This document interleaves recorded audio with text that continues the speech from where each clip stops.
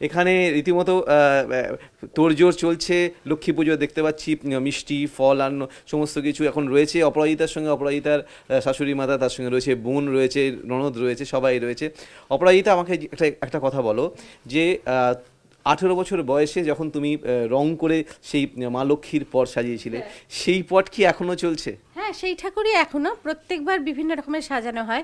এবারে যেরকম শাড়িটাকে ধুতির মতো করে পরিয়েছি, বেগুনি শাড়ি পরিয়েছি, ধুতির মতো করে পরিয়েছি, অন্য রকমের মুকুট পরিয়েছি, যাতে ওরা প্রত্যেকবার সাজটা চেঞ্জ হয় এবং প্রত্যেকবার মাকে অন্যরকম দেখতে লাগে, প্রত্যেকবার মাকে নতুন বলে মনে হয়। ঈশ্বরের যেটা করার হয়, ঈশ্বর নিজেই তোমাকে দিয়ে সেটা করিয়ে নেবেন, আমরা তো নিমিত্ত মাত্র। আচ্ছা, তোমার আগে একবার আমি যাব আপনার কাছে। আজকে বলুন একটু কি কি আপনি মা লক্ষ্মীকে কি কি আজকে খাওয়াচ্ছেন? মা লক্ষ্মীকে তো এমনি ভোগ দেয়া হয়, ভোগের মধ্যে খিচুড়ি, আলুর দম, চাটনি, পায়েস, ভাজা, যত 5 রকম 7 রকম যত রকম হয় সম্ভব ভাজা দেওয়া হয়। আর এমনিতে আমাদের মিষ্টি তৈরি করে দেওয়া হয়, যে এলোঝেলো বা কুরকুরে যেটা আমরা বলি, সেটা আমাদের বাড়িতে দেওয়া হবেই মা লক্ষ্মীকে ওই দিনে।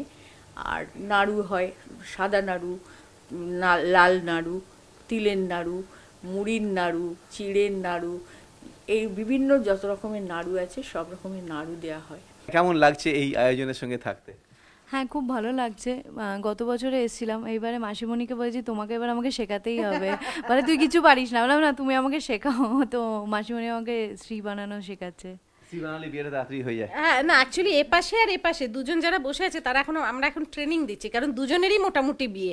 এর তো 26 নভেম্বর বিয়ে, আর এর হলো বলে সেই জন্য আমরা বলেছি তোমরা কাজ শেখো, ঠিক করে সংসার করতে হয় যখন কাজ শেখো। এই জন্য দুই সখীকে পাশে নিয়ে বসেছি যাতে কিছু শিখতে পারে। এত বছর ধরে পুজো, সেই কোন ছোটবেলা থেকে বোধহয় এখানে এই বাড়ির সঙ্গে তুমি 18 বছর বিয়ে হলো।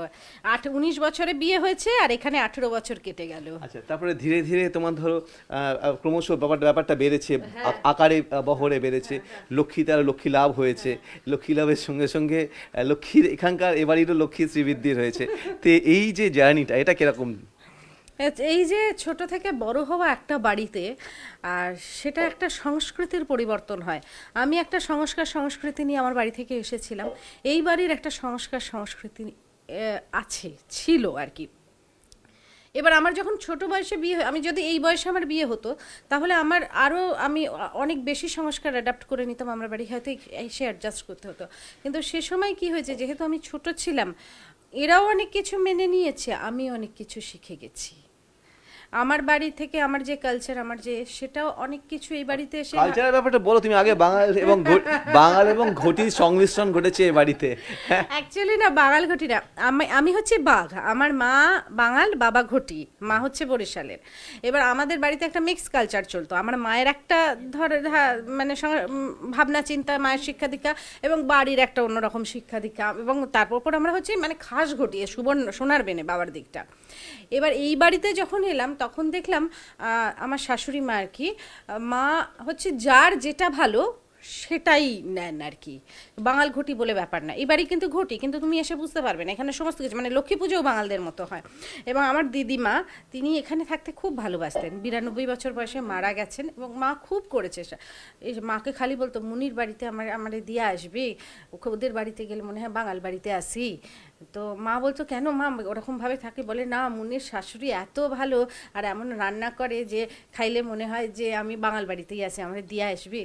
তো এরকম আমাদের বাড়ি। সুতরাং আমাদের বাড়ি, এই বাড়ির কালচার হচ্ছে বাঙাল ঘটি না, যার যেটা ভালো এবং যেটা ভালো। আমার দিদিমা একটা কথা বলতেন যে মানুষের জন্য নিয়মের জন্য কিন্তু মানুষ নয়। এই বাড়িতে তো অনেক অতিথির কথা বলছিলে, কারা আজকে আসবে এরকম? বা অতীতেও দেখেছি অনেকেই এসছেন যারা অভিনয় জগতের সঙ্গে আছে। অভিনয় জগতে যারা আছে, আজকে ঘটনার পরে অনেকেই আসবে বলেছে। এবার কতজন মানসিকভাবে প্রস্তুতি নিয়ে আসতে পারবে আমি জানি না। আর অতীতেও যেরকম একটা জিনিস আমার আজকে মনে পড়ছে মনোজিৎ, আমার বাড়ির কোনো অনুষ্ঠান মানে আগে দিশা আসতো। মানে আমার বাড়ির লক্ষ্মী পুজো, আমার বাড়িতে দোল, আমাদের তো কোনো না কোনো অনুষ্ঠান লেগেই থাকে। বা ধরো প্রত্যেক রবিবার আমরা যে একসাথে খাওয়া দাওয়া করি, যেহেতু ওদিন আমার শুটিং অফ থাকে, দিশা আসতো। এই যে দিশা আসছে না, মানে আজকে নেই, সেটা খুব কষ্টের।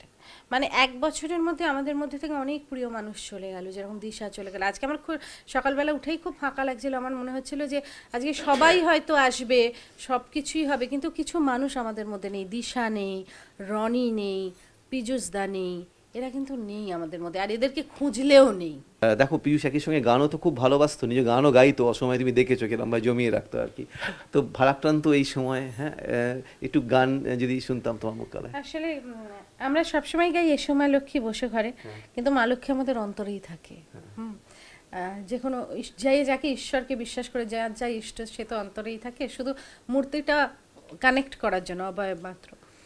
তো আমি যখন প্রথম জলনুপুর করতে যাই, জলনুপুরের সেকেন্ড দিন শুটিংয়ে পীযূষদার আর আমার একটা গান ছিল, সেটা সব অবস্থাতেই চলে, রবীন্দ্রনাথ তো সব অবস্থাতেই আছে, যে আমি ঘর থেকে বেরোচ্ছি না আর ও আমাকে ডাকছে, এসো এসো আমার ঘরে, এসো আমার ঘরে, বাহির হয়ে এসো, বাহির হয়ে এসো, তুমি যে আছো অন্তরে, এসো আমার ঘরে, এসো এসো আমার ঘরে, এসো আমার ঘরে, স্বপন দুয়ার খুলে এসো, অরুণ আলোকে এসো, মুগ্ধ এ চোখে, ক্ষণকালের আভাসতে চিরকালের তরে, এসো আমার ঘরে, এসো এসো আমার ঘরে, এসো